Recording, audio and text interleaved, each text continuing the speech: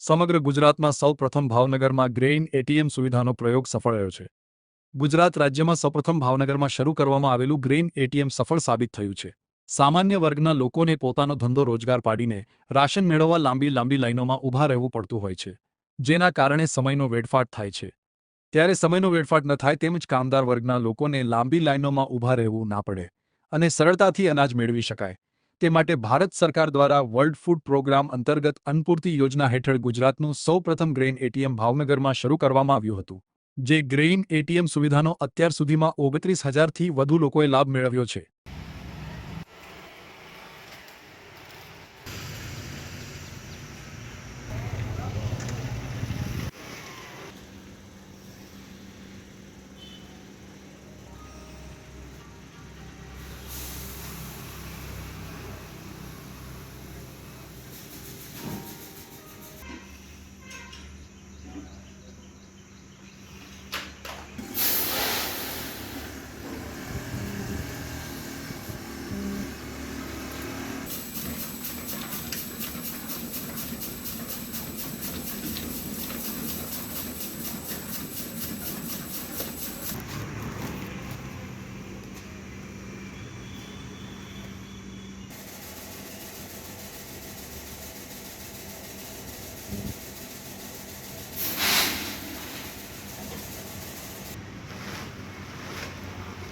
ઉપર જો બેટા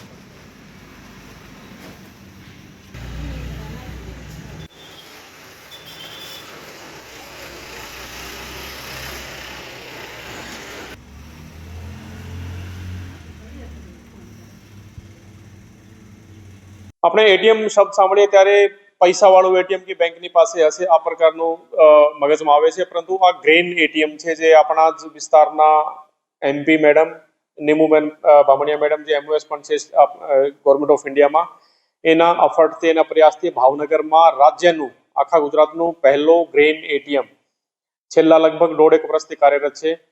એમાં 24 કલાક કોઈ પણ માણસ પોતાના ફિંગરપ્રિન્ટ જે રાશન કાર્ડમાં નોંધાયેલા હોય છે આ ઉપયોગ કરીને અને પોતાની જે એલિજિબિલિટી પ્રમાણે 24 કલાક ક્યારે પણ રાશન લઈ શકે છે.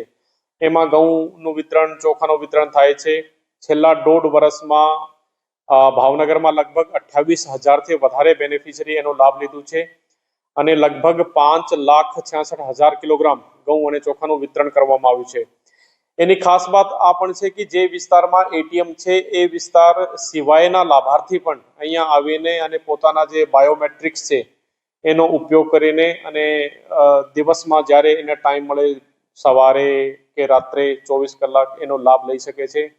મેનલી જે મજૂરી કરતા લોકો હોય છે જે દિવસમાં વ્યસ્ત હોય છે અને પહેલા જ્યારે રાશન શોપ પર જતા હતા ત્યારે એક દિવસ બગડતો હતો, તો એના ધ્યાનમાં રાખીને એક્સપેરિમેન્ટ કરવામાં આવ્યો હતો.